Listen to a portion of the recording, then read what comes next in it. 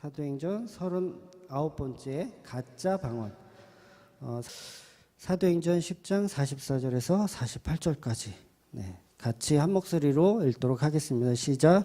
베드로가 이 말을 할 때에 성령이 말씀 듣는 모든 사람에게 내려오시니 베드로와 함께 온 할례 받은 신자들이 이방인들에게도 성령을 부어주심으로 말미암아 놀라니 이는 방언을 말하며 하나님 높임을 들음이로라.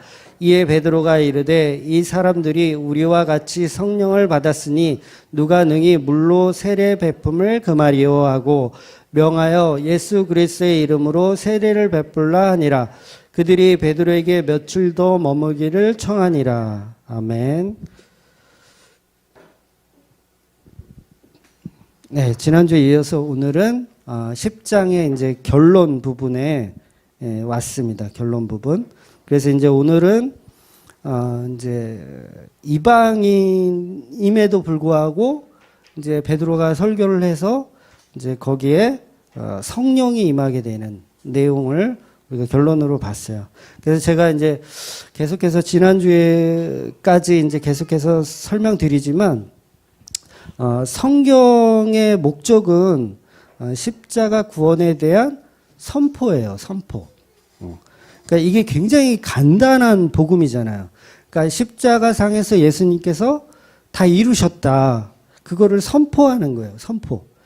그러니까 복음은 우리 쪽에서 인간 쪽에서 뭔가를 해서 이루어가는 형식이 아닌 거죠. 그러니까 예수님께서 온전히 혼자서 다 이루신 것뿐이지 우리가 그 이루심에 어떤 뭐 도움을 주거나 아니면 그거에 우리가 무슨 보태거나 이렇게 하는 게 없다라는 거죠. 그래서 이루어가는 형식이 아니라 예수님께서 다 이루셨다로 보는 거예요. 그래서 흔히 이제 교회 다니시는 분들이 주장하는 어떤 교회의 목표나 비전을 볼 때 거의 대부분의 교회들이 하나님 사랑과 이웃 사랑을 먼저 말씀을 하세요. 그러니까 교회마다 비전이 거의 뭐 비슷합니다. 하나님 사랑을 이루고 이웃에게 사랑을 전파한다. 뭐 이런 거. 그러니까 어떤 신학교에서 이제 신학을 공부하는 학생들을 대상으로 이제 숙제를 내줬어요. 과제를 내줬는데 그 과제가 뭐냐면 본인이 나중에 이제 목사가 되었을 때 교회를 이제 이렇게 할 때, 운영을 할 때 이제 100명이든 1000명이든 가상을 해가지고 한번 이렇게 교회를 한번 운영하는 어떤 틀을 한번 만들어 보라는 게 숙제였어요. 그래서 뭐 비전도 세워야 되고 목표도 세워야 되고 그다음에 1년 뭐 계획안 그리고 1년 예산 막 이런 거를 한번 그냥 이렇게 해보는 거야. 그냥 교회를 어떻게 하면 잘 운영할지에 대해서 그걸 이제 과제로 내줬어요. 근데 대부분의 학생들이 어떤 교육 목표, 비전 이런 것들이 거의 다 하나님 사랑과 이웃 사랑이라는 그 틀 안에서 다 똑같이 이렇게 갇혀 있다라는 거예요. 그래서 저는 지금 하나님 사랑과 이웃 사랑이 틀렸다라는 얘기를 하는 게 아닙니다. 그게 맞는 거예요. 그렇게 가는 건데 모든 사람들이 다 그게 맞다라고 가지만 사실은 그것은 실천의 개념이라는 거죠. 실천. 우리가 하나님을 사랑하고 이웃을 사랑하자. 어떤 실천의 개념. 그런데 복음은 절대 실천의 개념이 아니라 예수 그리스도께서 다 이루심에 대한 선포라는 거죠. 그러니까 이 방향성이 좀 다른 거예요. 그러니까 우리가 어떤 실천 신학적인 것으로 빠져 있으면 제대로 된 신앙을 모르고 있는 거죠. 모르고. 그래서 교회들마다 이렇게 한번 방문해 보시거나 아니면 홈페이지 같은 데 들어가 보세요. 대부분 다 하나님 사랑하고 이웃 사랑은 우리가 실천하자로 다 되어 있어요. 그러니까 저희 교회도 보면 여기 보면 오직 예수 그리스도의 십자가 복음만 전하는 교회. 이거 뭐예요? 이것도 실천이에요. 실천. 전하자 이런 거 아니에요. 지금 예수님의 십자가 복음 전하자. 이 실천 아니에요. 이것도 실천이에요. 그러니까 주맘교회가 잘났다는 게 아니라 주맘교회도 그 테두리 안에 머물러 있다라는 거예요. 근데 본질은 그렇지 않다라는 거죠. 본질은 예수께서 다 이루심에 대한 선포를 해야 된다는 거죠. 그러니까 엄밀히 따지면 저희 교회도 부족한 거예요. 여전히 부족한 거죠. 그러니까 너희들은 이제 예수 믿었으니까 똑바로 살아. 예수 믿었으니까 너희도 복음 전해. 막 이런 어떤 실천적인 것으로 너무 집중해서 가다 보면 본질이 훼손된다는 거죠. 예수님이 우리에게 원하시는 것이 정말 하나님 사랑과 이웃 사랑의 실천이라면 예수님께서 이 땅에 오셔서 십자가에 죽으실 필요가 없어요. 그냥 하나님 사랑하고 이웃 사랑하는 게 목적이면 예수님께서 십자가에 죽으실 필요가 없어. 왜냐하면 십자가에 죽기 전에도 바리새인들이 이미 하나님 사랑과 이웃 사랑을 열심히 실천하고 있었잖아요. 그거예요, 그거. 근데 예수님께서 오셔가지고 죽을 필요가 뭐가 있어요? 없잖아요. 근데 예수님이 죽었다라는 이유는 그게 본질이 아니라는 거예요. 정말 복음은 예수님께서 다 이루셔야 한다는 거죠. 그래서 교회는 하나님 사랑과 이웃 사랑을 실천적으로 이야기를 해야 하지만 그 이전에 예수 그리스도께서 행하신 십자가의 구원에 대한 설명이 먼저 반드시 있어야 된다는 거죠.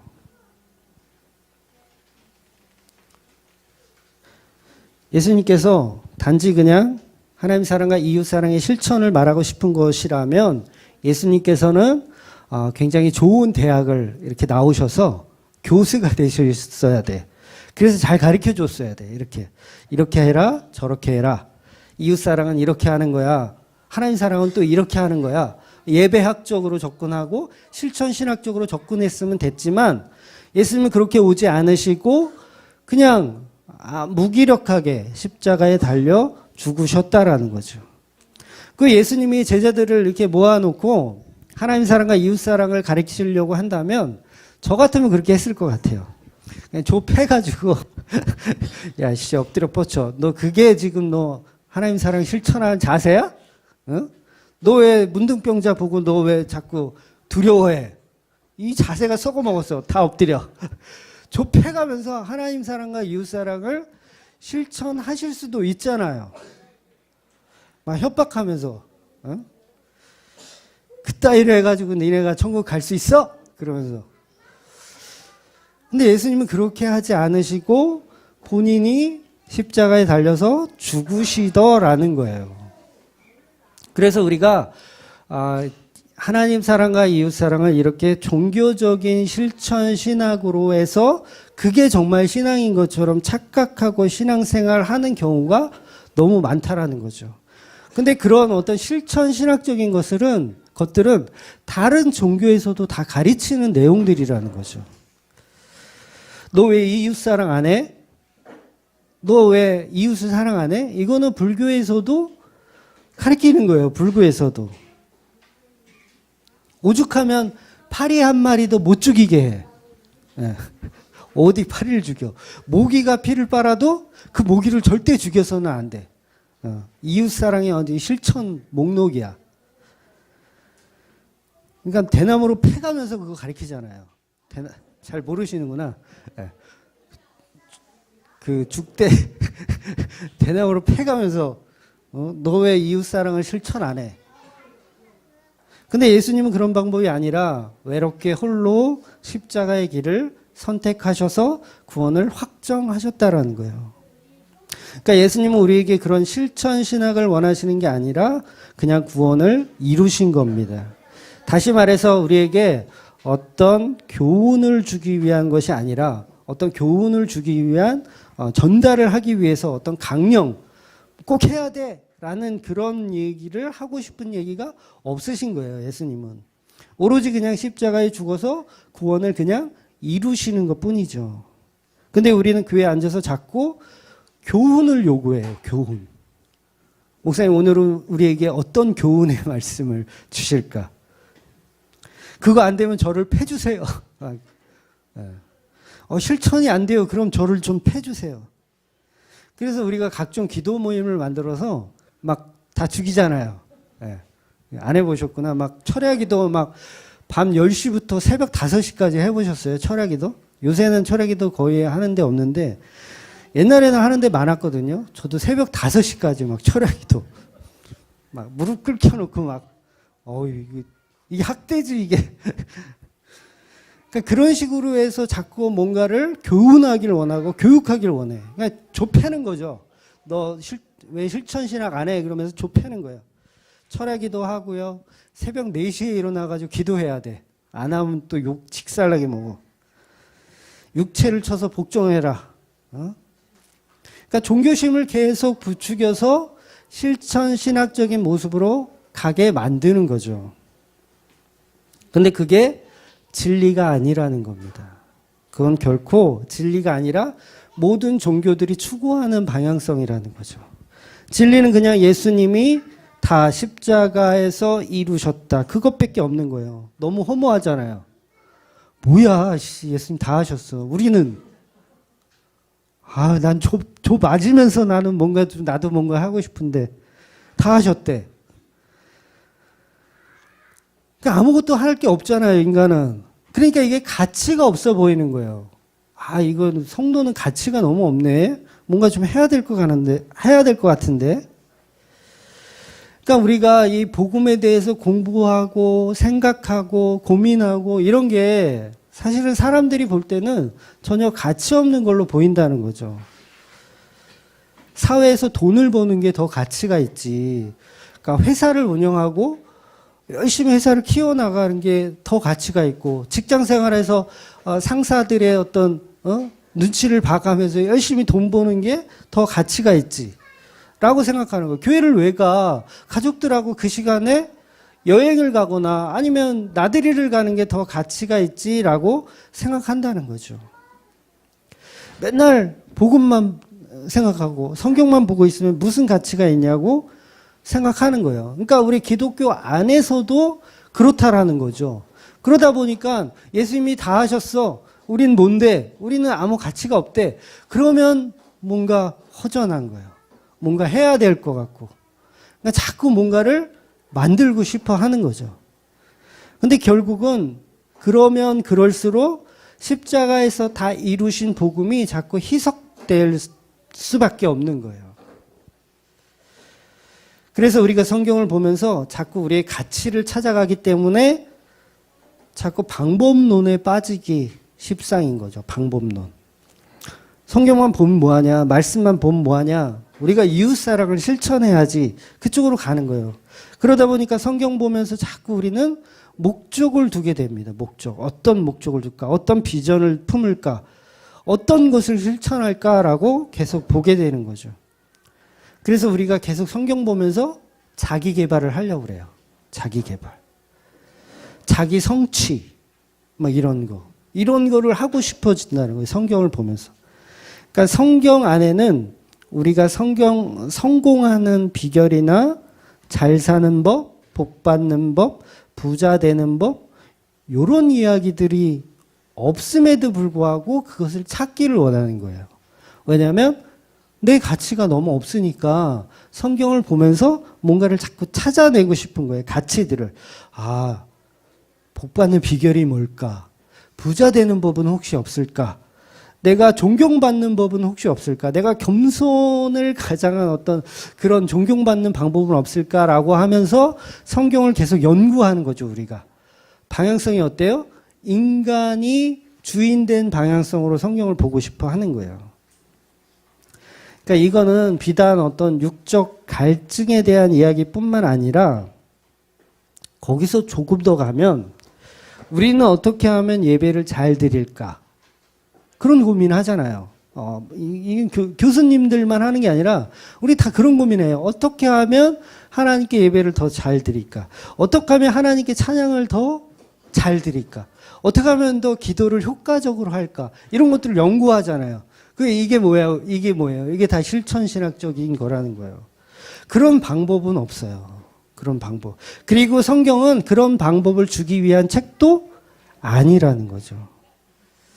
그러니까 신앙을 가지고 있으면 당연히 우러나와서 행동하게 되는 것들이지 어떤 그런 방법론적인 게 성경 안에는 없다라는 거죠. 그래서 어떤 형식주의적인 것들이 계속 성경을 왜곡시키고 있다라는 거예요. 그러니까 예를 들어서 이제 구약의 제사들을 우리가 성경을 통해서 보면 번제단은 어디에 있는지, 그 다음에 떡상은 어디에 있는지, 막 금초대는 어디에 있는지, 막 이런 것들을 너무 연구하고 집중한 나머지 예배할 때는 사도신경을 앞에 해야 될지, 끝날 때 해야 될지, 아니면 대표 기도는 장로님이 해야 될지, 권사가 해야 될지, 아니면 목사만 해야 되는지, 찬송가를 부르고 교동문을 읽어야 되는지, 교동문을 읽고 찬송가를 불러야 되는지, 이런 것들을 뭐예요? 성경 찾아가면서 막 연구하잖아요, 사람들이. 이게 뭐 하는 거예요? 쓸데없는 짓을 하고 있는 거라는 거죠. 그러니까 성경은 그런 것들을 정리해주고 있는 책이 아님에도 불구하고 우리는 자꾸 어떤 학적인, 학문적인 것으로 접근하고 싶어 해요. 그래서 학문을 다 만들잖아요. 실천, 신, 학, 학문을 만들어요. 예배, 학, 학문을 만들어. 예배는 어떻게 학문적으로 잘 드리나? 뭐 이런 거. 전부 다 우리 인간은 가치를 추구하고 싶어 한다는 거죠. 그뿐만이 아니죠. 기도를 잘하는 법. 네. 성경에서 막 찾아요. 엘리야처럼 대가리를 이렇게 땅에 무릎 사이에 집어넣고 해야 효과적인가? 그러잖아요. 기도를 잘하시려면 엘리야처럼 대가리를 무릎 사이에 집어넣으셔야 합니다. 그래야 효과적인 기도가 됩니다. 이런 설교 안 들어보셨나요? 네. 그러니까 세리처럼 고개도 들지 못하고 기도해야 하나님이 좀 이렇게 짠하게 보신다. 뭐 이런 거. 그래야 응답이 빠른다. 이게 뭐예요? 다 학문이라는 거예요. 학문. 실천 신학 같은 학문들. 그러나 성경 안에는 그런 이야기들이 없다라는 거예요. 그런 이야기들을 하고 싶어 하지 않더라는 거죠. 성경을 하나님이 기뻐하는 인간의 행동 양식, 교훈을 주는 내용으로 둔갑시켜서는 안 된다는 거죠. 그래서 성경은요, 어떤 방법론적인 이야기가 하나도 없고 오직 예수 그리스도의 십자가만이 유일한 방법이다라는 것을 제시하는 책이에요. 그러니까 십자가 복음을 그냥 선포하고 있는 게 성경이라는 거죠. 가르치는 것도 아닙니다. 여러분, 성경이 예수 그리스도의 십자가의 죽으심을 우리에게 교훈하고 가르치는 게 아니에요. 그냥 선포하는 거예요. 했다. 이 선포예요, 선포. 가르치는 게 아닙니다. 그래서 그 선포를 증인으로 우리가 알고 그 이야기를, 그 증인된 그 이야기를 전달하는 거지 가르치는 게 아니라는 거예요. 그러니까 학교에서 어떤 지식 배우듯이, 학교 가면 우리가 공부하잖아요. 그런 지식 배우듯이 그런 배우는 개념이 아니라 하나님이 이루신 십자가의 그 사랑을 그냥 선포하는 거예요. 선포. 그러니까 성경은 우리에게 무엇을 하라는 행위 자체의 목적이 없다는 얘기예요. 그뿐 아니라 성경은 우리에게 윤리적이며 도덕적인 삶을 살라라는 말도 없고 그냥 너희는 다 죄인이다. 네, 이거예요. 그냥 선포예요. 너희들은 다 죄인이다. 그 이야기만 주구장창 하는 겁니다. 죄인이니까 죄 짓지 마라는 얘기도 없어요. 네. 잘 이해하셔야 돼요. 너희들 다 죄인이니까 죄 짓지 마. 그런 얘기도 없어. 그러니까 구약은 너무도 명확하고요. 신약도 역시 마찬가지로 사도들도 윤리적으로 어떤 도덕적으로 예수님이 칭찬해 주신 내용이 전부 없어요. 네, 전부 없어. 야, 베드로 너 인간성 되게 좋다. 이거 없어. 야, 성격이 왜 이렇게 좋니? 네. 이 세상에 진짜가 있을까요? 네. 이 세상에 예수 그리스도의 십자가 말고 진짜가 있을까요? 네, 이 세상에 진짜는 없습니다.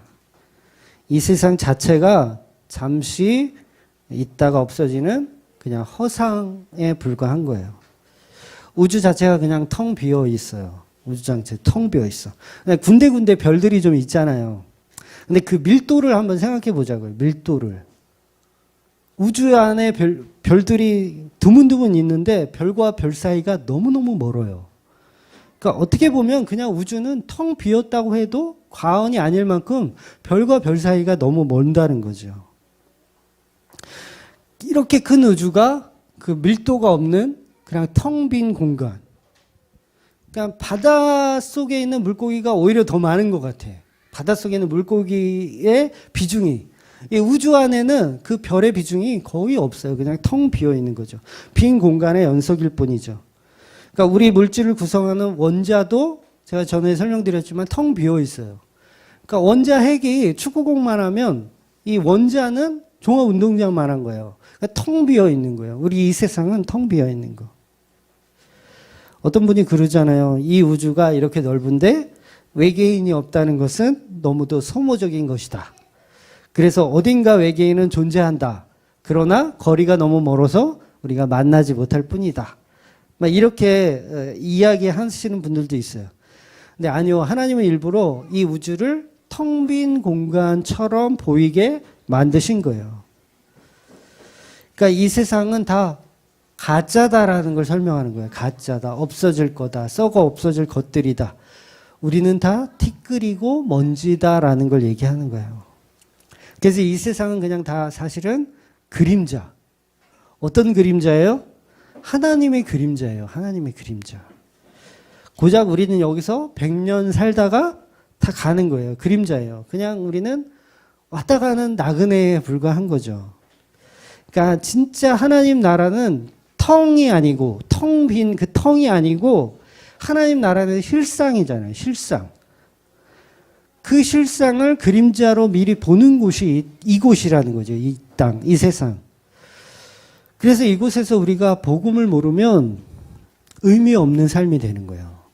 복음을 모르면 가짜의 삶이고 복음 모르면 그냥 텅 빈 세상을 살다 가는 거예요.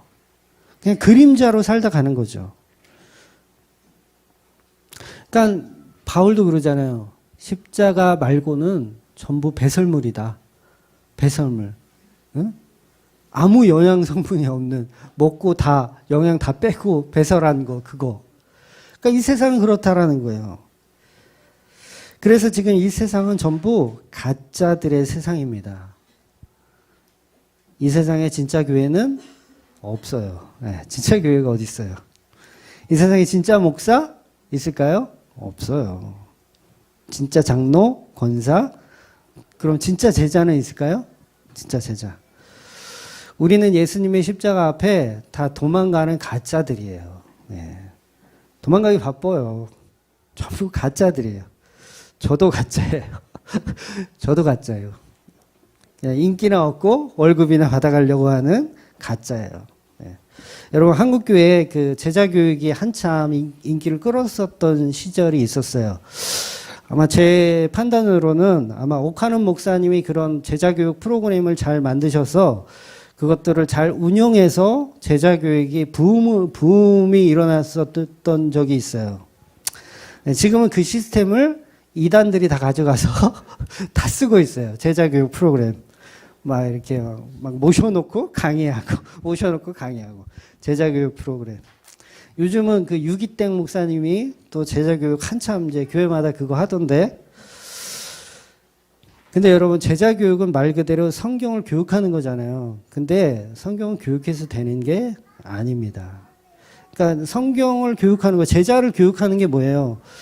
어떻게 하면 주의를 잘 지키는지에 대한 설명, 주의를 왜 지켜야 되는지에 대한 설명, 헌금은 왜 해야 되는지, 뭐 그런 설명들, 예배를 왜 드려야 하나, 이런 설명들. 그러니까 공부하는 거죠, 제자교육. 나는 얼마나 가치가 없는지를 아는 게 사실 제자교육이거든요. 다른 게 제자교육이 아니에요. 근데 제자교육의 내용을 보면 인간의 가치를 자꾸 챙겨주려고 해. 너는 가치 있어? 너는 괜찮아? 이렇게 계속 챙겨주려고 하는 거예요. 그러니까 너무 좋죠. 이단들이 다 가져가는 거예요, 그거. 야, 이거 우리 써먹으면 부흥하겠다. 이단들이 다 가져가서 써먹는 거예요.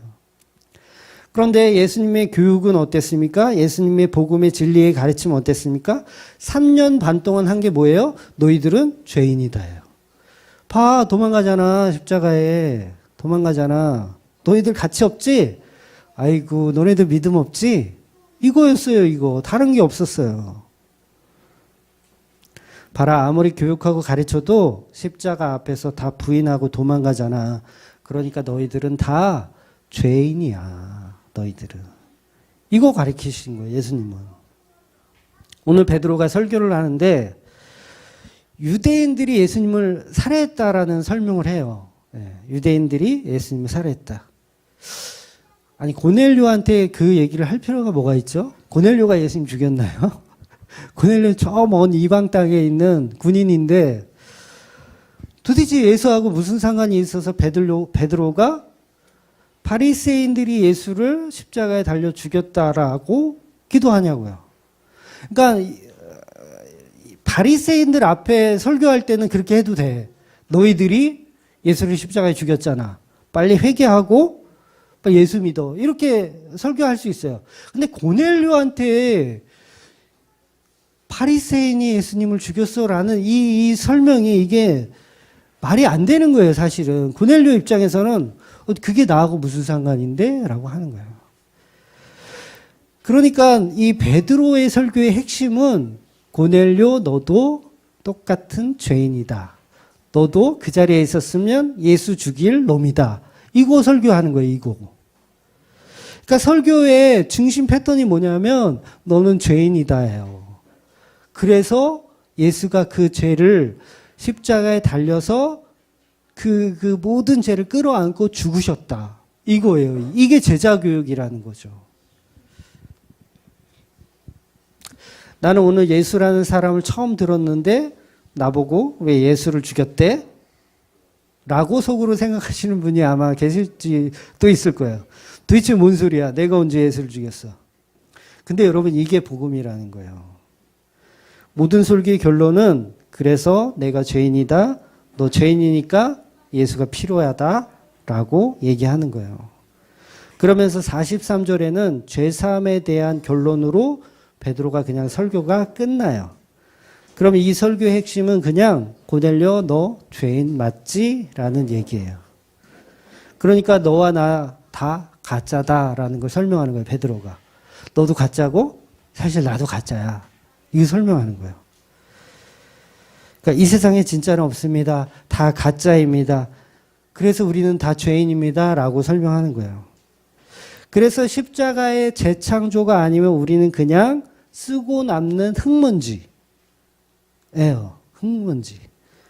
그 재창조가 끝나면 만들어진 그 재창조가 된 성도는 사는 것이고 만들어지지 못한 흙먼지는 그냥 땅지, 감옥, 옥에 그냥 버려지는 거예요. 버려지는 거. 성도들도 원래는 그냥 버려지는 자리로 가는 게 맞죠. 그런데 십자가의 구원으로 너희를 재창조했다라는 걸 설명하는 거예요. 그래서 우리는 날마다 내가 가짜라는 것을 들켜야 합니다. 네, 들키셔야 돼요. 여태 잘 속이고 오셨죠. 네, 나는 진짜다. 나는 성도다. 나는 구원받았다. 이게 뭐라 그랬어요? 바리새인의 마인드라고 그랬잖아요. 지난주에. 근데 그게 들키셔야 돼요. 아, 나 가짜였구나. 아, 나 아니구나. 나도 별 수 없는 가짜구나. 라는 걸 폭로 당하셔야 돼요. 그래서 십자가가 아니면 나에게는 구원도 없고 하나님 나라도 없구나. 이 죄를 담당할 방법이 없구나. 그렇게 가야 하는 게 성도의 모습이라는 거예요. 우리는 십자가를 통한 그 예수님께서 창조하신 그 진짜 하나님 나라를 살지 않으면 우리는 그냥 껍데기만 이 세상을 사는 사람들이에요. 그냥 지옥을 사는 거예요. 그래서 이 세상은 전부 가짜이기 때문에 복음을 알려줘도 우리는 못 알아듣고 딴짓을 하게 되는 거예요. 딴짓을. 결국 성경을 보면서 예배하는 법을 찾고 기도하는 법을 찾고 하나님 사랑하는 법, 이웃을 사랑하는 법, 그거 배우고 싶어 하는 거예요. 그거 아니고 예수를 믿으라니까 이거예요. 성경은 그거 아니야. 그거 아니고 예수를 믿으라니까. 예수 안 믿으면 소용없어 라는 거예요. 무슨 전도고 제자교육이에요. 예수도 안 믿는데. 그러니까 성경은 오히려 우리는 예배할 수 없는 존재군요 라는 걸 얘기하는 거예요. 우리는 예배도 할 수 없는 존재군요 라고 얘기하는데 우리는 어떻게 하면 예배를 잘 드릴까? 성경은 우리한테 너는 기도할 수 있는 만한 사람도 못 돼 라고 설명하는데 우리 어떻게 하면 기도를 잘 드릴까? 너는 하나님 사랑과 이웃 사랑을 할 수 있는 존재가 못 돼 라고 성경을 설명하는데 우리는 어떻게 하면 이웃 사랑할까? 그러니까 뭐예요? 이거 완전히 지금 뒤바뀌어 있는 거예요. 뒤바뀌어 있는 거. 그러니까 제가 자꾸 가짜라고 얘기하는 거예요. 이 가짜들아. 이 독사의 새끼들아. 응? 그러니까 그것을 성경이 계속해서 폭로시키고 있는 거예요. 오직 예수의 피만 의지해서 사는 자들이 되라는 거예요. 오직. 그곳이 바로 하나님 나라입니다. 그곳이. 이 말을 베드로가 결론으로 설교하고 있는 거예요. 이 말을. 그러니까 성경은 오로지 그 피의 구원만 오로지 선포하고 있는 거예요. 그러니까 배운 것 없는 베드로도 복음을 잘 전하는 거죠. 배운 게 하나도 없어요. 이건 교육이 아니니까 그래요. 배운 게 없어도 베드로는 설교를 잘 하고 있는 거예요. 왜? 베드로는 오직 십자가만 배웠거든요. 다른 걸 안 배웠어요. 이웃사랑 할 줄도 몰라요. 이 양반은 이웃사랑 할 줄 몰라요. 하나님 사랑 더더욱 못해요. 배신하고 떠났던 놈이 무슨 하나님 사랑이에요. 그 십자가에서 나는 얼마나 큰 죄인인지를 배운 거예요. 성경은 바로 너희들은 못한다. 이 얘기하는 거예요. 너희들은 못해. 구약의 성경에서 안식일을 기억하여 거룩히 지키라고 했잖아요. 결국은 이스라엘이 안 지키더라라는 것을 폭로해요. 성경이. 참 희한하죠? 율법을 줘요. 성경은 율법을 줘. 주고 나서 지키라고 해요. 그런데 그게 끝이 아니라 너희들이 얼마나 못 지키는지를 나중에 다시 설명해줘. 봐, 못 지키잖아. 안식일 너네 지키라고 줬는데 못 지키잖아. 유월절 지키라고 줬는데 못 지키잖아. 11조 열심히 하라고 했는데 너네 못하잖아. 그거 다 까발리고 있단 말이에요, 성경은. 근데 우리는 아직도 그 성경의 서론적인 부분만을 집중해서 주의를 지켜야지. 안식일을 지켜야지. 할례를 받아야지. 막 서론적인 거에만 보고 있는 거예요. 아니요, 그건 서론이에요. 그렇게 줬더니 너희들이 못 지키더라. 그래서 예수가 필요한 거야. 라고 성경은 전체적으로 그걸 설명하고 있는 거죠. 근데 뒤에까지 우리 보고 싶지 않은 거예요. 뒤로 가면 인간의 가치가 점점점 없어지니까 앞에 서론만 보고 싶은 거예요. 서론만. 할 수 있다 해보자. 막 이런 식으로. 막 교육하는 거죠. 주일성수 해야 돼. 11조 내야 돼. 이러면서 교육하는 거예요. 아니요. 성경은 교육이 아니라 은혜를 설명하고 있는 거예요. 은혜를. 너희들 안 되니까 예수가 필요해. 라는 은혜. 안식일, 유월절, 할례, 11조 너희들 다 못하잖아. 오히려 그것을 폭로하고 있는 게 성경입니다. 이것저것 613가지 율법을 줬더니 자 이제 열심히 해봐 했더니 못하는 거. 자 못하지? 일로 와. 일로 와. 너네들은 다 지옥이야. 그래서 예수님께서 다 끌어다가 십자가에 함께 죽으시는 거예요. 못하니까. 방법 없으니까. 다 끌어다가 성도들 그냥 머리채 잡고 끌어다가 십자가에 그냥 죽는 거예요. 이게 성경입니다. 우리 에스겔서 20장 16절 한번 볼게요. 에스겔서 16장 20절. 이런 말씀들이 너무 많이 있어요. 성경에는 하라고 줬더니 너네들 결국 못하지? 이렇게 선포하는 내용들이 참 많이 있습니다. 한번 읽어볼게요. 시작. 그들이 마음으로 우상을 따라 나의 규례를 업신여기며 나의 율례를 행하지 아니하며 나의 안식일을 더럽혔음이라. 그러니까 구약 성경에서 이제 율법들을 줬더니 그래 너네들 참 잘 지켰네 훌륭하다라고 성경이 끝나나요? 그런 얘기 있으면은 좀 찾아와 보세요. 없어요 그런 얘기가. 그러니까 구약에 있는 모든 말씀이 구약 자체로도 사실은 결론을 다 내줘요. 율법 줬더니 너네 결국 못 지키잖아. 여러분 말라기 읽어보세요. 말라기 읽어보면 그래 못하잖아. 너네 답 없잖아. 그리고 구약이 그냥 끝나버리는 거예요. 못하는 걸로 끝나버리는 거예요. 그러니까 말라기서에서도 야 이제 못하는 거 확인했지? 너네들 다 가짜인 거 확인했지? 그러니까 성전문 닫아. 성전문 닫아. 아무도 들어오지 마. 다 꺼져. 가짜들이니까. 그 얘기를 하고 있단 말이에요. 말라기에서. 그리고 말라기가 끝나야 이제 그러면 방법이 뭐냐. 예수님이 오시는 방법밖에 없는 거예요. 그리고 신약이 열리는 거죠. 이제. 예수님이 이 땅에 오셔서 참 복음의 진리를 이제 선포하는 거예요. 그게 성경의 팩트고 성경의 진실이라는 거예요. 그러니까 우리는 예수만 필요한 존재라는 거죠. 예수만 필요한 존재. 그러니까 예수님이 이 땅에 오셔서 야 너희들은 저리 비켜. 내가 할게 이거예요. 너희들 안 됐잖아. 안 되잖아. 못하잖아. 저리 비켜. 내가 할게. 그러니까 예수님이 슈퍼히어로예요. 예수님 슈퍼히어로. 저리 비켜. 야 어이 걸리적거려. 어디서 슈퍼맨이 좀 일 좀 하려고 그러는데 옆에서 우리가 막 까부는 거예요. 까부는 거. 신구약 성경은 아주 일관성 있게 이 얘기를 합니다. 저리 비켜. 너네들 가짜들아 저리 비켜. 예수가 다 할게. 이 얘기를 신구약 성경이 일관성 있게 하고 있어요. 이렇게 쉬운 복음을 우리는 못 알아듣는 거죠. 아직도 우리는 그거 하자 그러고 그 율법 지키자고 하고 계속 그거 하자고 덤벼드는 거예요. 그러니까 십자가 복음을 모르니까 자꾸 실천 신학적인 것을 하고 싶어 하는 거예요.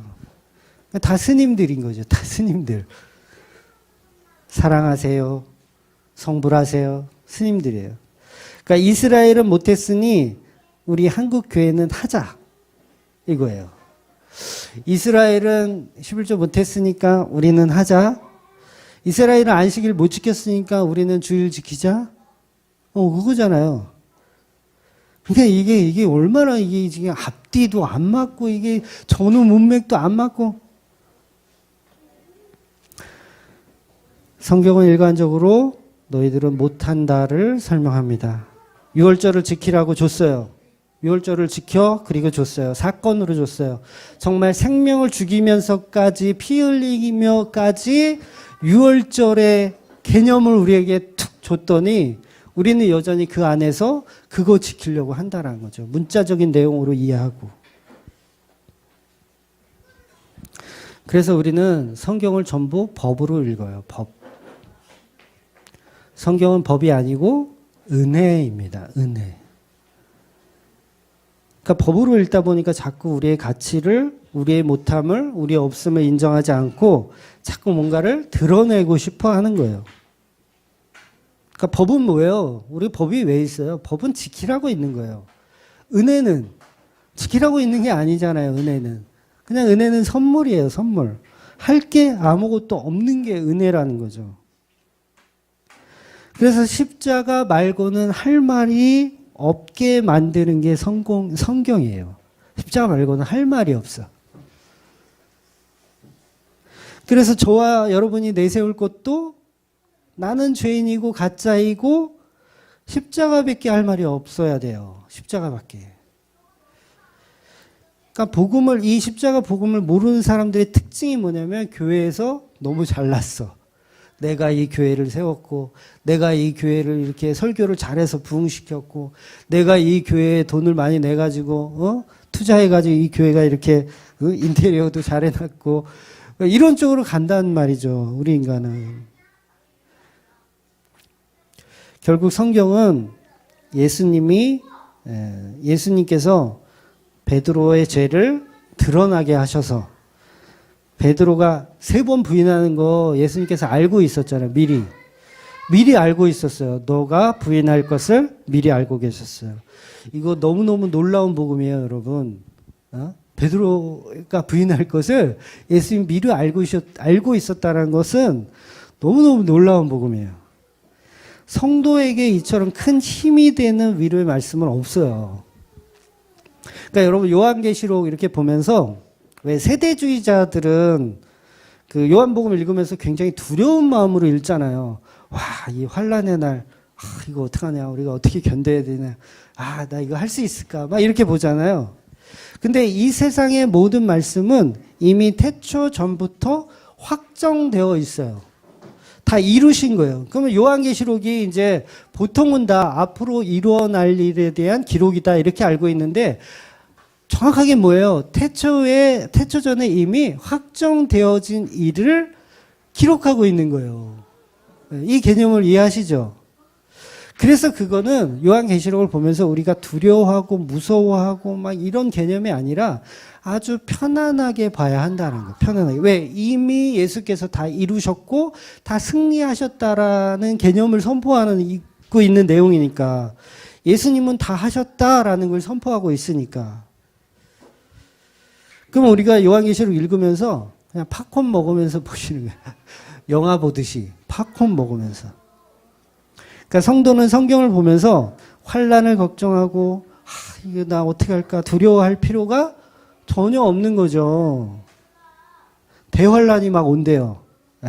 세대주의자들 막 그러잖아요. 대환란이 온대. 아니요. 그냥 팝콘 먹으면서 보세요. 예수께서 다 이미 이루셨어요. 그러니까 우리는 교회 다니면서도 믿음이 없어요. 믿음이 없어. 그러니까 자유와 방종의 차이도 몰라요. 자유를 설명하면 방종으로 가고 싶어 하고 방종을 말하면 마음대로 살라는 줄 알아. 그래서 교회는요, 제자도 없고 성도도 없어요. 아무도 없어요. 오늘도 예수님 혼자 십자가에 달려 죽으셨어요. 아무도 없는 거예요. 우리는 그 십자가 보고 다 도망가는 사람들이고, 다 도망가는 사람들. 세상이 더 가치 있다고 생각하는 우리들의 모습인 거예요. 그러니까 여전히 교회 안에서도 예수를 믿는다고 하면서도 내 생명의 가치를 더 중요히 여기고 내 가족을 더 중요히 여기고 내 영역 안에 있는 것들을 더 중요하게 여기니까 도망가는 거예요. 베드로가 왜 도망가요? 십자가보다 내 가치를 더 중요하게 여긴 거예요. 내 생명. 나 걸려서 두드러 맞으면 어떡하지? 요게 더 가치 있게 드러났기 때문에 도망가는 거예요. 그러면 우리가 성도라고 하지만 우리가 우리의 가치보다도 하나님의 가치를 더 드러낼 수 있는 인간이 있냐고요. 없다라는 거예요. 우리는 다 가짜예요. 다 가짜. 그래서 우리가 베드로군요. 우리가 죄인이군요. 예수님 저 어떡합니까? 이 죄인인 나를 어떻게 합니까? 이렇게 나아가는 게 성도라는 거예요. 성도. 그래서 반드시 십자가가 필요한 존재입니다라고 나아갈 수밖에 없는 존재가 되어야 된다는 거죠. 예수님이 홀로 만드신 그 역사 안에 우리를 재창조해 주시기는 방법밖에 없는 거예요. 그러니까 자꾸 우리가 성경을 어떤 역사로 읽으니까 신앙생활 하기가 어려운 거예요. 역사로. 그러니까 이 세상은 전부 하나님의 주관하시는 역사잖아요. 근데 우리가 역사를 만들어가고 싶어요, 인간은. 근데 두려워할 것도 없어요, 사실. 예수께서 다 하신 역사이기 때문에. 그러니까 내가 그런 것들을 보면서 두려워하면 두려워할수록 아, 나는 가짜구나라는 걸 깨달으시면 돼요. 그거 알면 아, 나는 또 죄인이구나라는 것을 알고 가시면 되는 거예요.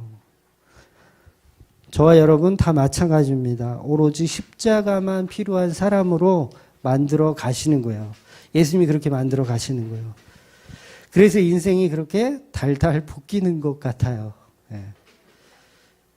그래서 불평도 하고 불만도 품어보고 하나님께 대들기도 하고 그러는 겁니다. 괜찮아요. 그렇게 하세요. 저도 많이 그랬어요. 어차피 다 가짜인데 뭐 우리 다 가짜인데 뭐 불평도 하고 욕도 하고 막 하나님 내 인생은 왜 이래요.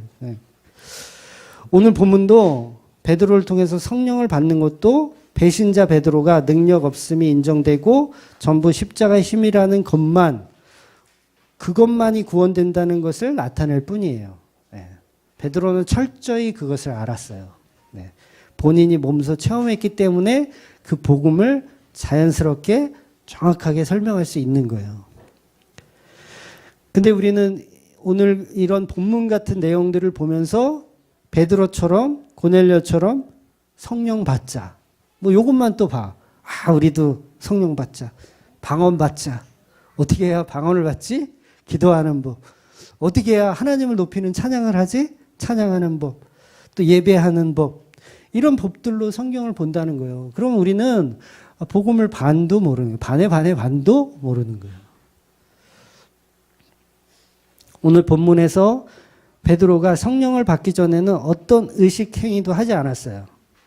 예를 들어서 뭐 성도에게 안수를 했다든가 아니면 성령 받기 전에 무슨 세례를 했다든가 세례도 이 베드로가 하지 않아요. 시켜요. 세례 주라고 시켜. 그때는 막 이렇게 막 잡사들도 다 했나 봐. 세례를. 그러니까 찬양을 했다거나 아니면 통성 기도를 했다거나 그런 게 일체 없습니다. 그냥 십자가 복음만 전했어요. 베드로가. 그랬더니 성령이 임하더라는 거예요. 여러분 이거 굉장히 중요한 얘기예요. 그러니까 말씀만 전했더니 성령이 임하더라는 거예요. 제가 퀴즈 하나 낼게요. 퀴즈. 네. 우리가 유튜브를 올리니까 설교를 유튜브를 통해서 말씀을 듣고 성령을 받았다. 맞습니까? 틀립니까? 네, 굉장히 어려운. 자, 유튜브를 보면서 말씀을 들었다. 성령을 받을 수 있습니까? 못 받습니까? 네. 대부분 받을 수 있다고 하시네, 역시. 그러니까 왠지 유튜브 그러면 이건 예배도 아니고 그냥 동영상 틀어놓고 보는 건데 무슨 성령님이 유튜브를 통해서 임해. 성령님은 좀 현장에서 이렇게 이 오프라인 현장에서 좀 블루블루하고 막 주여 주여 해야 성령이 오시는 것 같지. 침대에 누워가지고 유튜브로 탁 틀어놓고 혼자 이거 보면서 성령을 받았다는 게 말이 안 되잖아요. 그죠? 근데 여러분 중요한 게 있어요. 중요한 게 이게 뭐냐면 만약에 유튜브를 통해서 성령 받는 게 없다라면 여러분이 보고 있는 이 문자로 된 35,000원짜리 성경책도 마찬가지인 거예요. 개념이 다른 거예요. 개념이 똑같은 거예요. 우리가 말씀을 내가 보고 듣는데 그 통로가 성경책이든 아니면 목사님의 말씀하시는 그 말이든 유튜버든 그 내용이 예수 그리스도의 십자가 복음이라면 성령은 임하시는 거예요. 그게 만약에 유튜브니까 이거는 오프라인 아니니까 이거는 안 임해라고 하면 여러분 성경책 읽을 필요도 없어요. 그렇잖아요. 성경책도 문자잖아요. 사람이 만들어 놓은 문자. 인쇄소에서 35,000원 주고 찍은 그 문자. 유튜브는 그래도 공짜잖아. 예? 무슨 차이가 있는? 차이가 없는 거예요. 근데 우리는 왠지 좀 우리의 행위를 좀 높여드리고 교회에 앉아서 좀 예배하고 뭔가를 해야 성령 받아야 되는 줄 알아. 그러니까 뭔가 좀 드려야 하나님께 뭔가를 좀 해야. 유튜브에서 그냥 공짜로 화장실 가서 응가하다가 보면 이거는 좀 거룩하지 않은 것 같고 왠지 이렇게 해서 성령을 받는 건 좀 아닌 것 같잖아요. 그런데 성령님은 어떤 행위를 통해서 가는 게 아니라 오로지 말씀을 통해서 가기 때문에 유튜브를 통해서도 성령은 임하시는 거예요. 네. A4 용지에 그냥 말씀을 끄적거려 놨어.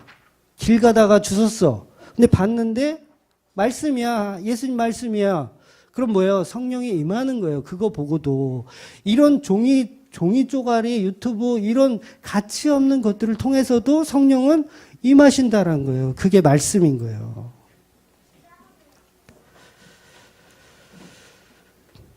하나님의 말은 어떤 통로와 상관없이 전해집니다. 그게 문자로 기록된 책이든 뭐 CD든 동영상이든 상관없이 말씀이 임하면 성령도 임하시는 거예요. 그래서 여러분이 유튜브를 통해서 보고 교회 왔잖아요. 그러면 그건 누가 오게 한 거냐면 성령님이 오게 하신 거예요. 그렇게 이해하셔야 돼요. 그래서 성경을 볼 때 10,000원짜리 성경이나 100,000원짜리 성경이나 뭐 100만원짜리 성경이나 동일하게 성령은 임하신다는 거예요. 그러니까 기도원에서 아무리 발광하고 기도해도 절대 그 사람 보고 모를 수 있어요. 절대 변화 안 돼요. 그런데 정말 쪽지 성경, 아무도 안 보는 그런 쪽지 성경 한 구절 읽고도 성령이 임할 수 있다라는 거죠. 그래서 오늘은 이제 방언에 대해서 조금 설명드리려고 하는데, 그래서 방언은 복음을 전할 때 나오는 거예요. 방언은 복음이 전달되는 곳에 임하는 거예요. 기도원 가서 통성 기도할 때 임하는 게 방언이 아니에요. 그거 방언 아닙니다. 성경은 그런 이야기를 한 적이 없어요. 성경에는 방언 기도라는 말 자체도 없어요. 예, 방언 기도라는 말 자체도 없고 방언은 그냥 언어라고 해요. 언어, 언어. 그러니까 복음을 알아듣는 언어. 하늘의 언어. 하늘의 언어가 뭐예요? 십자가 복음이에요. 하늘의 언어가 십자가 복음. 그러니까 오히려 이제 고린도전서 14장 14절에 방언으로 기도하지 말라는 얘기가 오히려 나와요. 방언으로 기도하지 말고 영으로 기도하고 마음으로 기도해야지 왜 못 알아듣는 방언으로 기도하냐고 바울이 오히려 그렇게 얘기해요. 근데도 그때도 교회 안에서 가짜 방언들이 있었어요. 그때 바울이 있던 그 시대에도 가짜 방언들이 있었어요. 가짜 방언은 모든 종교에 다 있거든요. 그래서 그때도 있었어요. 그래서 고린도전서 14장은 오히려 그런 가짜 방언을 하지 말라는 내용이에요.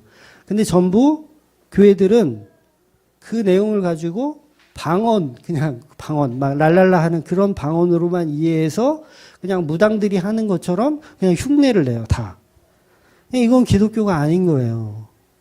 그러니까 장단에 맞춰서 춤을 추면서 하는 거, 그 무당들이 하는 거잖아요. 장단에 맞춰서 춤을 추는 거. 그래서 왜 통성기도하고 막 이렇게 방언기도 막 이렇게 시키는 교회 가면 꼭 뭐가 있냐면 장단이 있어. 뭐 드럼을 친다든가 기타를 친다든가 장단이 있어요. 그거 없이 막 통성기도 하려면 힘들잖아요. 뭔가 도와줘야 돼.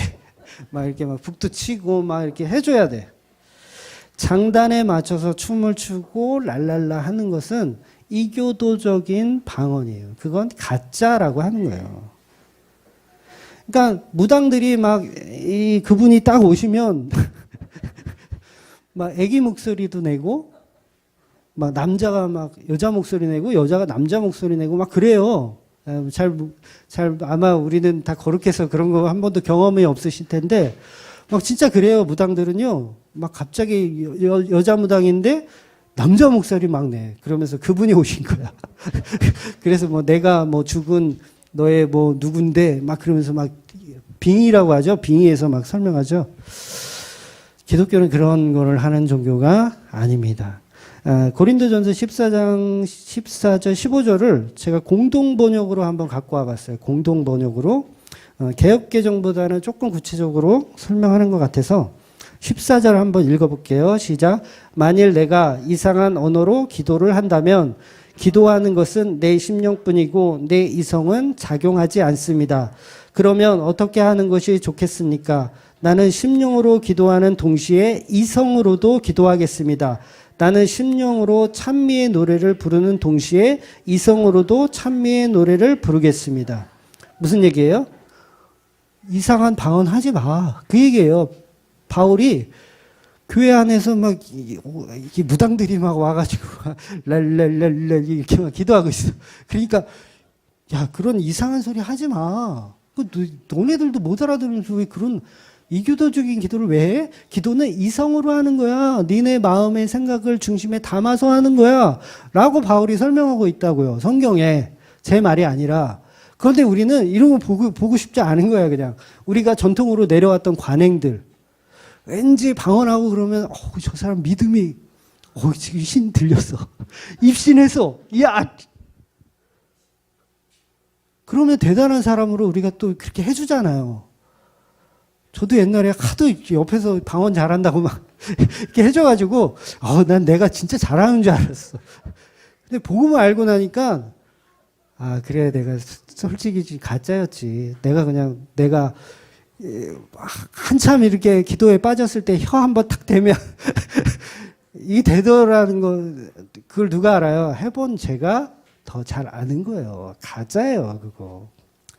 그러니까 개역개정에는 이 이상한 언어, 지금 우리가 읽은 이거는 이상한 언어라고 번역을 했는데 개역개정에는 방언이라고 그냥 번역을 해놨어요. 그러니까 헷갈리는 거예요. 방언 그러면 이교도적인 방언도 방언으로 이해하고 정말 성경에서 말하는 그 복음의 소리, 하늘의 언어도 방언으로 해석했어요. 그러니까 같은 글로사라는 단어이기 때문에 우리가 헷갈리는 건데 방언은 두 가지예요. 진짜 방언이 있고 가짜 방언이 있어요. 우리가 한국교회가 하고 있는 모든 랄랄라 방언들은 다 가짜 방언이에요. 가짜 방언. 그러니까 그것을 하면은 뭐, 저 사람 이상해 하지 마. 이것보다도 한나기도 같은 그런 가짜 방언인 거예요. 막 술 취한 듯. 막 하도 하나님께 막 화가 나니까 막 나도 모르게 막 욕 나오는 거. 네. 그런 거예요. 방언하면서 욕하시는 분, 네, 옛날에 봤는데 좀 힘들더라고요. 그러니까 그런 기도에는 열매가 없으니 하지 말라고 바울이 정확하게 얘기합니다. 그래서 이 방언은 글로사, 혀라는 뜻이에요. 혀. 그러니까 성령의 혀. 그러니까 다락방에서 이제 성령 받았을 때 혀가 내려오잖아요. 혀가 내려. 이 혀예요. 그 혀가 누구 혀예요? 하나님의 혀. 하나님의 말이 떨어지는 거예요. 하나님의 말이. 그러니까 복음의 말, 하나님의 말이 떨어지는 게 이게 진짜 방언이에요. 근데 그 진짜 방언은 뭐였냐면 언어였어요. 언어. 외국어를 모르는 사람은 못 알아듣고 아는 사람만 이해할 수 있는 외국어. 그러니까 이게 원어적으로 보면 가짜 방언, 진짜 방언 구분이 있어야 되는데 이 원어적으로 없는 거예요. 그래서 우리가 자꾸 헷갈리는 거예요. 그래서 이 인간들이 기도원에서 성령 받았다고 방언하면 이 말 자체가 안 되는 거예요. 죄인들은 성령을 받을 수가 없어요. 하나님의 은혜가 아니면 받을 수가 없는 존재예요. 그러니까 자기들이 하나님처럼 되고 싶은 그 욕망이 가짜 방언들을 만들어내는 거예요. 그러니까 예수가 없는, 하나님이 없는 이교도들도 방언을 만들어내잖아요. 그게 뭐예요? 하나님처럼 되고 싶은 거예요. 자기들도 하나님처럼. 근데 그게 기독교 안에도 들어와서 기독교 안에서도 하나님처럼 되고 싶은 그 욕망이 가짜 방언을 만들더라는 거예요. 그러니까 대학에 합격하기 위해서 기도원 가서 막 기도해요. 방언으로 막 기도해. 입신 딱 들렸어. 막 방언이 막 터져. 근데 보세요. 내 자녀가 대학에 합격하는 것을 위해서 내가 기도를 하는데 성령이 임하시고 방언이 터지면 이게 논리적으로나 아니면 종교적으로나 이게 얼마나 엉터리예요, 이게. 그렇잖아요. 하늘의 말, 하늘의 언어가 너 대학 합격시켜줄게, 방언 받아라, 이럴까요? 엉터리인 거예요, 엉터리. 조금만 생각해보면 엉터리예요. 그러니까 무당들 코스프레 하고 있는 거예요, 우리가. 물론 그분들이 다 나쁘다는 거 아니고 모르니까 그래요. 복음이 뭔지 모르니까 그런 거예요. 그러니까 방언은 십자가 복음을 전하는 혀예요. 십자가 복음을 전하는 혀. 불신자들은 못 알아듣는 언어. 네. 교회를 아무리 오래 다녔어도 이 말의 진리를 못 알아듣는 사람이 있잖아요. 방언이니까 못 알아듣는 거예요. 방언이니까. 그러니까 복음은 하늘의 언어라서 사람들이 못 알아듣는 거예요. 이게 방언의 개념인 거예요. 방언이라는 게 뭐예요? 외국어잖아요. 못 알아듣는 사람은 못 알아듣는 거. 그러니까 외국인, 이방인, 이게 성경 안에서 구분이 뭐예요? 선택받은 자와 유기된 자. 유기된 자들은 이방인이기 때문에 못 알아듣는 거예요. 외국어기 때문에 못 알아듣는 거. 그래서 그 방언에 대한 이야기를 사실은 사도 바울이 잘 설명을 해놨어요. 성경에. 잘 설명해놨어. 그러니까 퍼펙트하게 아주. 성경에서 방언이라는 글로사는 이 단어는 그래서 두 가지 의미라는 걸 여러분이 잘 아셔야 됩니다. 그래서 하나는 복음의 언어고 하나는 가짜예요. 나머지 하나는 가짜. 그러니까 하나님의 언어, 그다음에 가짜는 우리 인간 측에서 요구하는 언어. 가짜라는 거죠. 그래서 나중에 고린도전서를 아까 제가 읽어드렸는데 고린도전서를 좀 이렇게 차분히 읽어보시면 14장을 좀 읽어보시면 방언에 대한 답을 아마 찾으실 수 있을 거예요. 이제 나중에 이제 전도서 고린도전서 강해를 들어가면 제가 좀 더 자세히 설명을 드리겠지만 방언이라는 용어 정리도 사실은 한국교회에 안 돼 있어요. 물론 저라고 잘 아는 것도 아니지만 잘 안 돼 있어요. 용어 정리도 안 돼 있어. 그러니까 막 헷갈리는 거예요. 근데 하늘의 언어는 방언, 못 알아듣는다는 뜻이에요. 못 알아듣는. 아무나 들어서는 안 된다는 뜻. 그러니까 방언은 성도에게만 들려요. 성도에게만. 그러니까 성도가 아닌 자들은 들어도 못 알아듣는 텅으로 들리는 거예요. 텅. 텅 빈 할 때 그 텅으로 들려. 뭔 얘기인지 하나도. 그러니까 빈 껍데기로 들리는 거예요. 복음을 들었는데 이 방언이다 보니까 빈 껍데기로 들리는 거예요. 못 알아듣는 걸로. 그러니까 한마디로 개소리로 들리는 거죠. 야, 너는 떠들어라. 난 뭔 얘기인지 모르겠다. 그러니까 나중에 공동번역으로 아마 이 고린도전서 14장을 한번 읽어보시면 좋을 것 같아요. 그러니까 흔히 이제 개역개정에 방언은 은사다라고 이렇게 써놨잖아요. 방언은 은사다. 그러니까 방언이 은사인 줄 알고 막 랄랄랄라 하면 이게 은사 받았다고 막 존경해주고 막 해주니까, 그러니까 랄랄라 하는 방언이 은사면 무당들은 다 은사 받으신 거예요. 그렇잖아요. 다 은사 받으신 거예요. 그러니까 방언이 은사다라는 그 개념은 복음을 말할 수 있는 자가 되었다라는 거예요. 그게 방언의 은사인 거예요. 그래서 제가 여러분보다 성경을 잘 몰라요. 네. 여러분도 제가 성경 잘 몰라요. 많이 아는 것 같지만 성경 잘 몰라요. 저 성경 없으면 설교 준비 못 해요. 다 찾아봐야 되고 확인해 봐야 돼요. 성경 잘 몰라요. 그리고 지식도 부족해요. 여러분보다 지식도 부족해. 나이도 어려요. 네. 삶의 경륜도 어려. 그런데 제가 앞에 서서 복음을 막 설명하고 있어요. 이게 뭐예요? 이게 은사라는 거예요. 이게 은사. 방언을 말하는 거예요. 하나님의 말, 하나님이 주신 그 복음을 설명할 수 있는 자, 방언의 은사를 가진 거예요. 그러니까 방언은 원래 외국어였잖아요. 그러니까 사도행전 초기에 나오는 오순절 다락방에서 우리가 봤을 때는 원래 외국어예요, 외국어. 근데 이게 성경이 마무리되면서 더 이상 외국어 방언은 끝났어요. 없어야 돼요. 있으면 안 돼요. 그 대신 그 방언의 본질인 하나님의 말, 하나님의 복음은 그대로 유지가 되는 거예요. 그래서 목사들이나 아니면 장로들이나 이렇게 성경을 연구하고 공부한 사람들에게 성령이 임하여서 성령을 통해서 복음이 전달되는 방식이 방언이라는 거예요. 개념이 조금 어렵긴 한데, 3탄에 제가 했었던 오순절 방언에 대한 이야기하고 같이 좀 들어보시면 이해가 더 잘 되실 것 같아요.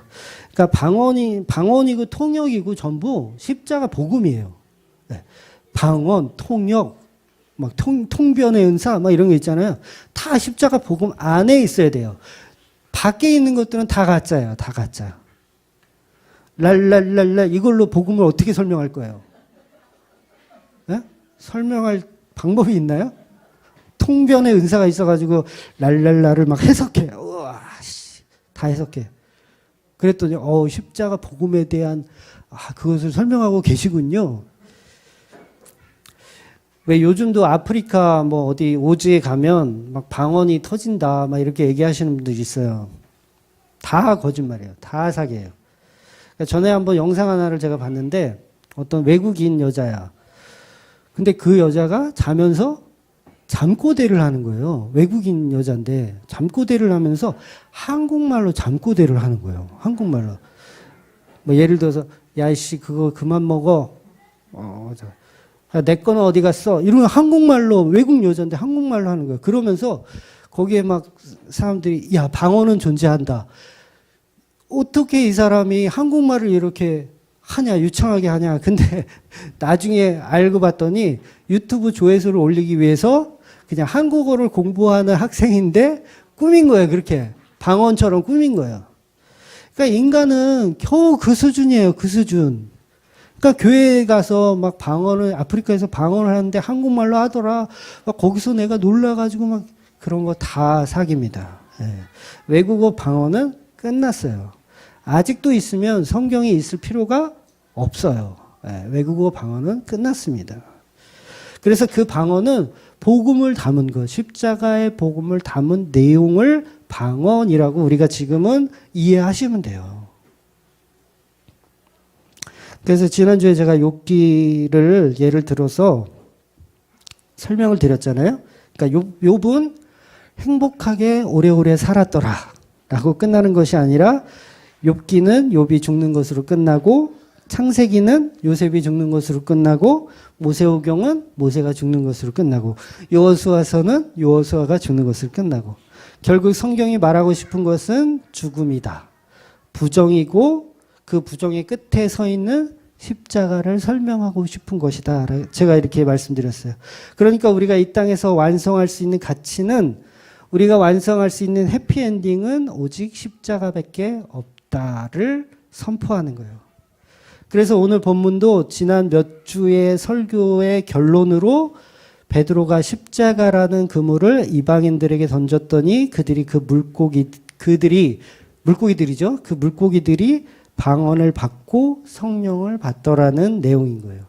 그러니까 베드로가 사람을 낚는 어부가 된 거죠. 예. 그럼 방언이라는 결론을 다시 한번 말씀드리면 뭐냐면 하늘의 말입니다. 방언은 인간들이 만들어 놓은 알아듣지 못하는 말이 아니고 본인도 본인이 무슨 말을 하는지도 모르는데 어떻게 그게 하늘의 말이 되겠어요? 방언은 복음을 담은 하나님의 말을 의미합니다. 그래서 복음은 그냥 십자가예요. 십자가. 그 십자가가 우리에게 떨어지면 우리는 그 십자가를 이해 못하는 가짜들인데 우리에게 은사가 주어지는 거예요. 하나님의 은사가. 성령께서 그 방언을 이해할 수, 듣게 하시는 거죠. 우리에게 듣게 하시는 거예요. 그래서 그게 이해가 되더라는 거예요. 그래서 이게 방언이고 통역인 거예요. 이게.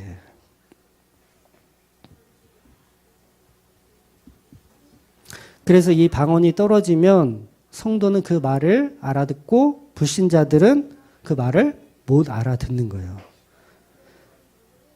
그래서 땅의 것을 땅의 것을 막 구하는데 기도원에서 자기 욕심 채우려고 막 기도하는데 방언이 터지면 말이 안 되는 거잖아요.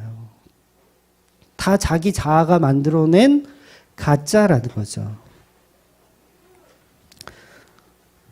그러니까 오순절 다락방에 성령이 임하고 방언이 터지는데 그들이 그 하늘의 언어, 각 나라 말로 알아듣더라는 거예요. 각 나라 말로 뭘 알아들었냐? 복음을 알아들은 거예요. 복음을. 다른 게 아니라. 그러니까 다른 이들은 못 알아듣는데 거기에는 못 알아듣는 사람들도 있었어요. 다 알아듣는 거 아니에요. 못 알아듣는 사람도 있었어요. 그러니까 내가 이해할 수 없는 말로 들리더라는 거죠. 방언이. 그래서 여러분 똑같은 설교를 들어도요. 어떤 일은 목사님 말씀 정말 귀합니다. 감사합니다. 제가 그 은혜를 알았습니다. 제가 복음을 이제 조금 알 것 같습니다.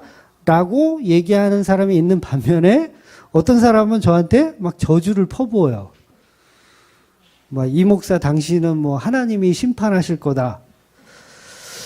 그 안티분들은 이상해요. 제가 뭘 잘못했는지 성경을 들어서 근거해서 논리적으로 좀 설명해 주면 좋겠는데 설명은 못하고 그냥 심판을 하나님께서 하실 거다. 막 이러네. 그러니까 방언이라는 것이 떨어지면 십자가라는 결론이 떨어지는 거예요. 그러니까 사람들은 성령을 받지 않으면 못 알아듣더라는 거죠. 그래서 성령이 임하고 방언이 터지는 거예요. 그 개념이에요. 성령이 임하고 방언이 터지는 거예요. 성령이 임해야 알아듣는 거예요. 성령이 임하지 않으면 못 알아듣습니다.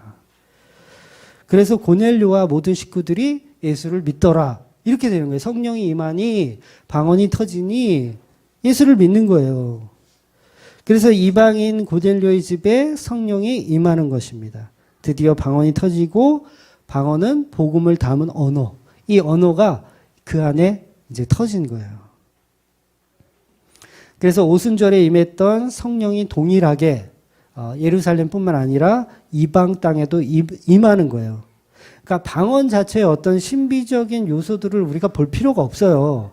와, 방언 얼마나 놀랍고 신기했을까? 이거 벌써 생각하는 순간 그거는 복음 아닌 거예요. 그 내용이 중요한 거예요, 내용이. 어떤 복음을 담고 있는지. 그러니까 베드로를 통해서 바른 말씀이 십자가 말씀이 전해지니까 성령이 임하고 방언이 터지더라는 거죠. 우리가 본문 다시 한번 읽어볼게요. 44절부터 한번 읽어보겠습니다. 시작. 베드로가 이 말을 할 때에 성령이 말씀 듣는 모든 사람에게 내려오시니 베드로와 함께 온 할례 받은 신자들이 이방인들에게도 성령을 부어주심을 말미암아 놀라니 이는 방언을 말하며 하나님 높임을 들음이더라. 다 설명하고 있죠? 제가 지금 설교한 내용들을. 그러니까 성령이 말씀으로 임하는 거예요. 말씀이 임해서 할례도 안 받은 그 이방인들에게 성령이 부어주심으로 인하여서 그들이 방언을 말하기 시작해요. 근데 그 방언은 하나님의 높임이라고 이해를 하는 거예요. 사람들이. 유대인들도 이해를 하는 거예요. 그러니까 이 이방인들은, 여기서 등장하는 이방인들은 이제 요바에서부터 온 유대인들이에요. 베드로를 따라온 이방인들, 그러니까 개종한 분들이죠. 유대교에서 기독교로 개종한 사람들이 이제 따라온 거예요. 근데 46절에 하나님 높임을 들음이라라고 얘기해요. 그러니까 방언이 들리더라는 거죠. 왜냐하면 유대인들, 개종한 유대인들도 방언을 알아들을 수 있는 이제 능력이 된 거예요. 성령께서 이제 그것을 부어주셨으니까. 근데 방언을 딱 듣고, 아, 저거는 하나님을 높이고 있는 거야 라고 알아듣더라는 거죠. 이게 방언인 거예요, 방언. 그러니까 여러분들이 설교를 알아들어야 방언을 받으신 분들이에요. 근데 아무리 들어도 못 알아듣겠어. 이씨, 지루하고 힘들고. 이씨, 1시간 반을 해? 막 이러면 방언을 안 받은 거예요, 그러면. 그러면 어떻게 해야 되는 거예요? 성령님께 구해야 되는 거예요. 복음을 주시옵소서, 이렇게. 성령 임하여 주시옵소서, 이렇게. 이게 성령이 하나의 언어로 회복하는 거예요, 회복하는 거. 바벨탑의 언어, 그 혼잡했던 언어가 다시 하나로 묶이는 거예요. 그러니까 예수 믿는 자들에게만 복음이 들려요. 예. 그러니까 베드로가 한 일이 뭐예요? 베드로가 뭐 했어요, 도대체? 그러니까 제가 지난주에 이제 1시간 반 설교할 때도 설명을 계속 드렸지만, 제가 한 15분 설교한 것 같은데 1시간 반 했더라고요. 그러니까 이게 복음을 담은 말을 베드로가 한 거예요. 다른 거 한 게 없어요, 베드로는. 뭐 가르치고 제자화하고 뭐 예배를 학을 가르치고 실천신앙을 가르치고 없어요. 전혀 없고 그냥 십자가만 말했어요. 그랬더니 성령이 임하고 방언을 받더라는 거예요. 이 십자가 복음이 이게 얼마나 강력한지 여러분 아셔야 돼요. 굉장히 강력합니다. 할례도 받지 않은 이방인들에게 성령이 임할 정도로 강력해요. 그러니까 이 유대인들이, 기독교를 개정한 이 유대인들이 깜짝 놀라는 거예요. 깜짝 놀래. 야, 어떻게 할례도 받지 않은 이방인 고넬료 식구들이 성령을 받냐. 그들이 갖고 있던 신념이 다 무너지는 거예요. 다 무너지는 거. 그들은 자기 유대인들만 구원이 있다고 믿었습니다. 그래서 놀라지 않을 수가 없었던 거죠. 아니, 어떻게 이방인들도 복음을 알아듣지? 그게 방언이에요. 그게. 어떻게 이방인들이 알아듣지? 방언이니까 알아듣는 거예요. 각 나라와 언어로 복음을 소개하는 것, 그게 방언의 힘입니다. 그래서 찬양도 그런 찬양이 있잖아요. 각 나라, 각 백성, 각 방언, 이런 얘기 있잖아요. 그러니까 방언은 내가 이방인이기 때문에, 베드로는 한국말 모르잖아요. 한국말 몰라요. 우리 당연히 못 알아들어요. 근데 지금 어때요? 우리가 다 알아듣고 있죠. 한국말을 모르는 사람의 어떤 그 말들이 지금 우리 가운데 복음으로 들리고 있다라는 게 방언이라는 거예요. 그러니까 방언은 어떤 신비적인 게 아니라 외국어적인 것을 통해서, 그것도 사실은 포장이에요. 포장. 그러니까 방언의 주 목적은 그냥 복음입니다. 복음. 십자가 복음. 그 십자가 복음을 알아듣는 우리가 되더라는 거예요. 그래서 복음은 방언이기 때문에 성도만 알아듣고, 그 성도가 이방인이든 한국 사람이든 아니면 일본 사람이든 상관없이 그 복음은 전해진다는 거예요. 그게 강력한 힘이라는 거예요. 그 예수의 비밀의 방언을 통해 십자가를 듣고 그 복음의 예수 그리스도의 그 십자가의 보혈을 믿는, 그래서 나의 죄가 보여지고 그 죄가 사함 받게 되는 그 복음의 진리를 알고 그 앞에 은혜로만 살 수 있는 자임을 알고 가시는 저와 여러분 되시기를 주의 이름으로 축원드립니다. 아멘. 기도하겠습니다.